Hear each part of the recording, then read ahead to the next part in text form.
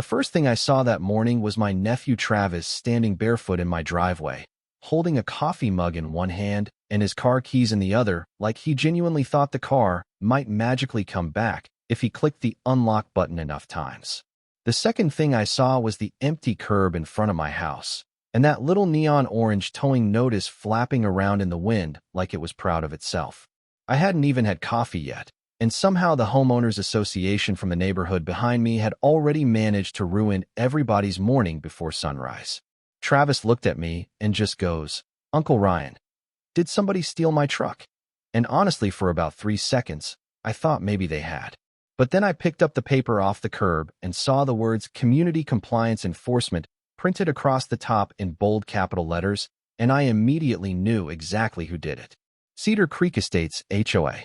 Those people had been trying to flex authority over my property for almost 4 years now, and every single time I told them the same thing. I'm not part of your neighborhood. Never was. Never will be.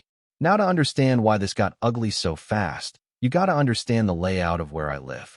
My place sits right at the entrance of Cedar Creek, kind of off to the side near the old county road. Back in the late 70s, before the gated subdivision existed, my house was part of a small patch of ranch land owned by an older couple named the Bennetts. Eventually, developers came in, bought most of the surrounding acreage, built those oversized copy-paste luxury homes with fake stone mailboxes and tiny trees, trying real hard to look expensive, but the Bennetts refused to sell my lot. Years later, I bought the property from their son, and because of some old legal agreement tied to county access roads, my land technically stayed independent from the HOA even after the subdivision expanded around it, which, apparently, drove certain people absolutely insane, especially one guy, Martin Kessler. Martin was the HOA president, and if you've ever lived near somebody who gets a tiny amount of authority and suddenly starts acting like assistant manager of the universe, you already know the type. Mid-50s, golf polos tucked into jeans, always carrying a clipboard around like he was inspecting military housing. The man once knocked on my door because my garbage can was visible from the street for longer than aesthetically appropriate. I remember staring at him thinking, "Buddy, you are 30 seconds away from becoming the weirdest obituary in county history." Still, I mostly ignored him. That was my philosophy with Cedar Creek in general. Ignore them, and hopefully they'll go bother somebody else about mailbox paint colors or decorative shrub height or whatever apocalypse they were fighting that week. But towing Travis's truck crossed a line. He'd gotten in around midnight after driving from Oklahoma. Kid was exhausted. Parked right along the curb in front of my place. Perfectly legal, not blocking anything. Hell, there wasn't another car within 50 feet of him. Then apparently around 6 in the morning, some tow company rolled through and hauled it away before the sun was even fully up. Travis kept apologizing too, which somehow made me angrier. "I didn't know, Uncle Ryan. I swear I wouldn't have parked there if you parked in front of my house," I told him. "You didn't commit a felony." I called the towing company right there standing in the driveway. Guy answers sounding half asleep, chewing something crunchy directly into the phone. I gave him the ticket number and asked why the truck was taken. He goes, "Unauthorized overnight vehicle. Order came from Cedar Creek HOA administration." I said, "You verified the property before towing?" Silence for a second. Then he goes, "Sir, we just follow the removal order." That sentence right there, that was the moment my mood changed. Because it stopped feeling like some annoying misunderstanding and started feeling personal. Martin knew my property wasn't under HOA authority. We'd argued about it twice before at community meetings I wasn't even supposed to attend. Once he literally told me, "People like you create inconsistency in neighborhood standards." I almost laughed in his face when he said it because what he really meant was, he hated not being able to control me. And honestly, guys like Martin never handle that feeling well. So while Travis was trying to figure out how to get to the tow yard, I made another phone call. This one to my attorney, Diane Mercer, who had helped me years earlier with some land paperwork involving my property line. I explained the situation, and there was this long pause before she asked one question. "Ryan, they towed it from the frontage road?" "Yeah." Another pause. Then she started laughing. Not politely either. Full-on laughing. That's when I realized something Martin Kessler definitely hadn't thought through yet, and by the time he figured it out, it was already too late. See, about 7 years earlier, the county had quietly auctioned off a bunch of abandoned frontage access roads that nobody wanted anymore. Most people ignored it because the parcels looked useless on paper. Thin strips of cracked asphalt, overgrown drainage easements, weird little wedges of land trapped between developments. But Diane had called me back then and said, "You should at least look at this one." Turns out the entrance road feeding into Cedar Creek technically sat on one of those abandoned access parcels before the developers rerouted traffic years ago. Somewhere along the way, paperwork got messy, ownership changed hands, and eventually the county classified the stretch in front of my property as private utility access. Nobody cared because everybody assumed the HOA controlled it. Everybody except the county assessor's office, and me. I bought it for less than $5,000. At the time, it felt like one of those weird old man investments people make because they're bored on a Tuesday. I never really planned to do anything with it. Mostly I liked knowing nobody could mess with my access to the property. But after Diane stopped laughing, she said something that made me sit down at my kitchen table real slow. "Ryan," she said, "if Martin authorized a tow from your private roadway without permission, he may have exposed the HOA to liability. Now, I'm not some revenge mastermind. I'm not one of those internet people who spends all day fantasizing about destroying somebody. Most days I just want to grill burgers in peace and keep my blood pressure below dangerous levels. But there's something about arrogant people misusing authority that gets under my skin in a very specific way. Probably because my dad dealt with guys like that his whole life. Men who thought titles mattered more than decency. So I asked Diane the question that changed everything. What exactly are my options here? By noon, things were moving fast. Diane filed a formal towing dispute and requested all communications between Cedar Creek HOA and the tow company. Meanwhile, I drove down to a fencing contractor outside town named Moreno Ironworks. Family-owned place, old-school operation, sparks flying everywhere, country music playing through blown-out speakers. I told the owner, Hector, I needed a gate installed immediately. He looked at me over his reading glasses and said, immediate, or rich people emergency immediate?" I said, "HOA emergency." The man actually grinned. By 3 o'clock, we were measuring the roadway entrance. Now here's the thing nobody tells you about neighborhoods with HOAs. Most residents aren't villains.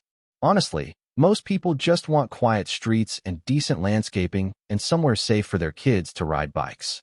I knew several families in Cedar Creek who were perfectly nice. My next-door neighbor Kelly brought me homemade soup after my shoulder surgery. The elderly couple across the lane waved every morning during their walks. This wasn't me versus an entire community. This was me versus one guy who confused control with ownership. And Martin had been escalating for years. There was the time he tried reporting my workshop because the exterior aesthetic didn't align with community standards. It was a barn, on a ranch property, in Texas. Then he tried claiming my fishing boat violated overnight parking regulations even though it was parked behind my own fence. Every interaction with him carried the same energy, like my independence offended him personally. Diane once told me people like Martin build their identity around small kingdoms because they never had real power anywhere else. At the time, I thought she was being dramatic. Turns out she was being generous. By sunset, Hector's crew had installed a massive matte black steel gate right at the road entrance leading into Cedar Creek. Heavy-duty hinges, reinforced posts sunk deep in concrete, keypad access mounted on the side. Honestly, the thing looked less like suburban infrastructure and more like the entrance to a private military compound. Then came my favorite part. The sign. Bright red lettering across the center. Private road. No entry without authorization. And beneath it, in smaller letters, access restricted pending legal review. Hector looked at me and said, "That's cold." But I wasn't done. Under that, in tiny little silver lettering almost like an afterthought, I added, HOA board representatives not permitted on property. Petty? Absolutely. But at that point I was committed to the experience. That night Travis and I sat on my porch drinking beer watching headlights stack up behind the closed gate for the first time. Delivery drivers got confused first. Then residents started stopping, backing up, trying side streets that didn't connect anywhere. Around 9:30, Kelly from next door texted me. "Please tell me this is because of Martin." I just replied with a thumbs-up emoji. The next morning looked like the opening scene of a disaster movie for upper-middle-class people. By 6:30, there was already a line of SUVs stretching halfway down the frontage lane. People in workout clothes holding coffee tumblers. Parents trying to get kids to school. Contractors honking from pickup trucks. One guy in a Tesla kept rolling his window down yelling, "What the hell is happening?" And right in the middle of all that chaos came Martin. Man marched straight toward my property, wearing loafers in fury like he thought confidence alone could reopen the road. He was red in the face before he even reached the gate. "This is illegal," he shouted. I was sitting in a folding chair on my porch eating scrambled eggs. I didn't even stand up. "No," I said calmly. "The illegal part was towing a vehicle from private property. You are obstructing community access. My road. This road services Cedar Creek residents. My road. You cannot hold an entire neighborhood hostage over a parking dispute." That one almost made me laugh. I set my plate down and walked slowly toward the gate, while half the neighborhood watched from their cars like spectators at a boxing match. Then I handed him a folder. Inside was a copy of the property deed, county parcel map, easement documentation, and the towing authorization form with his signature electronically attached through the HOA management system. I watched the exact moment confidence left his body. It was subtle at first. His shoulders dipped. Eyes started moving faster across the page. Mouth opened slightly, like his brain was trying to catch up with reality. You own this?" he asked quietly.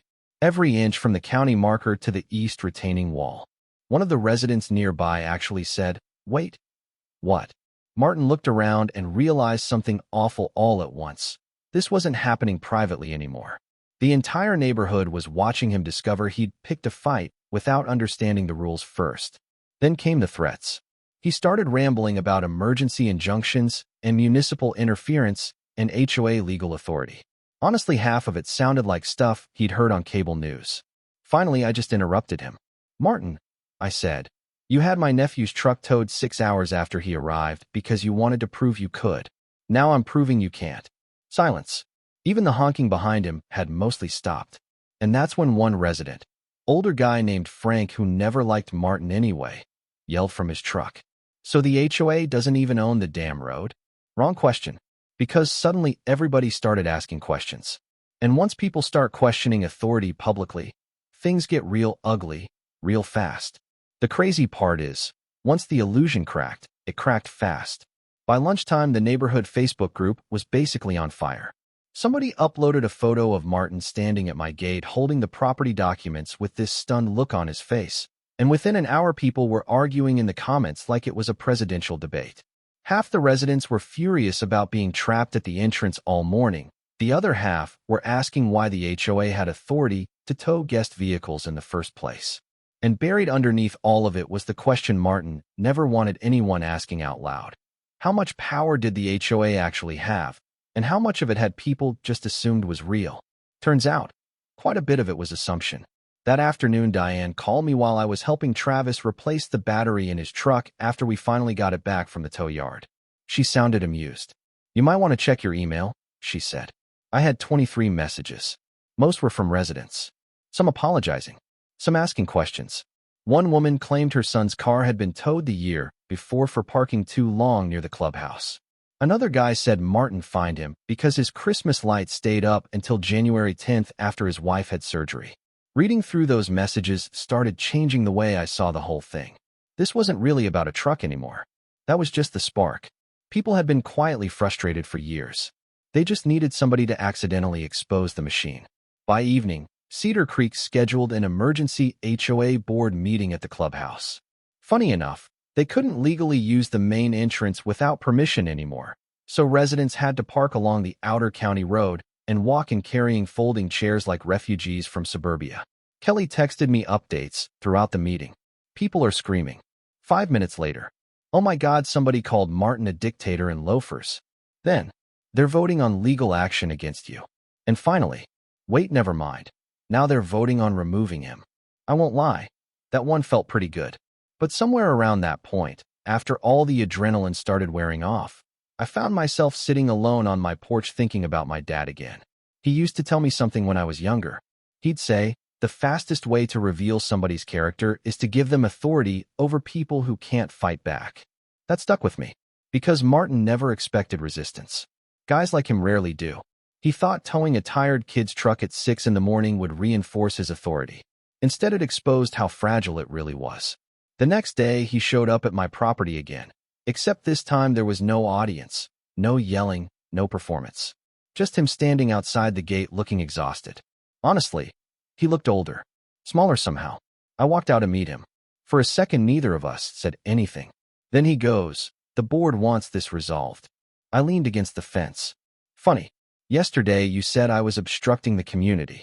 His jaw tightened a little. "Ryan, residents are threatening lawsuits. Vendors can't access the neighborhood efficiently. Deliveries are backing up onto county roads. We need the gate opened." We. Interesting choice of word.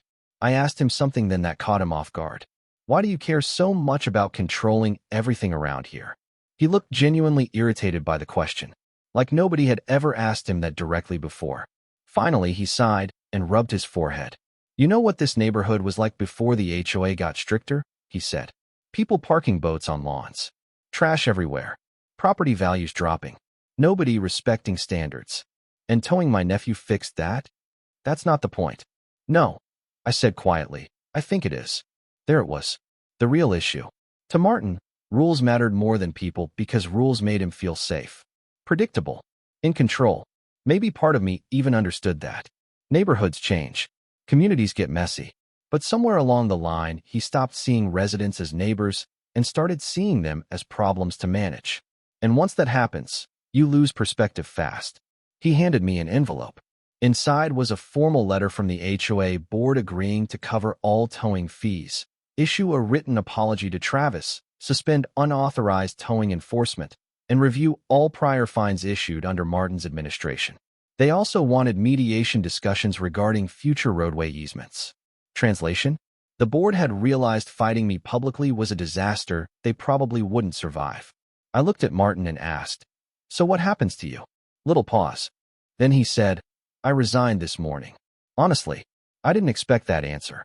And for the first time since this whole thing started, I almost felt bad for him. Almost.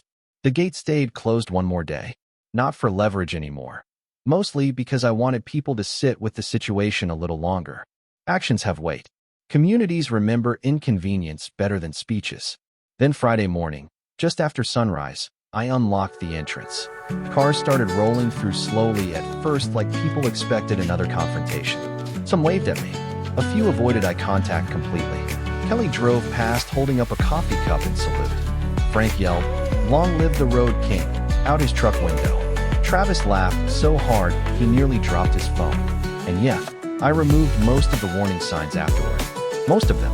But one stayed bolted right there on the gate in small silver letters where everybody entering Cedar Creek could still read it every single day. Private property. Access is a privilege, not authority. Funny thing is, some residents later told me the neighborhood actually improved after all this. HOA meetings became public. Financial records got reviewed. Rules got scaled back. People started talking to each other more instead of hiding behind complaint forms and anonymous violations. Or maybe they just got embarrassed enough to act human again. Either way, every now and then somebody online tells me I overreacted. Maybe I did. Locking down an entire subdivision over one towed truck probably isn't the most mature thing I've ever done. But then again, maybe towing somebody's family member just to prove a point wasn't exactly reasonable either. So I don't know. You tell me. Was I justified for shutting down the neighborhood after what Martin did? Or did I become just as bad as the HOA by taking things that far? Let me know in the comments, because honestly, even now, I still go back and forth on it sometimes.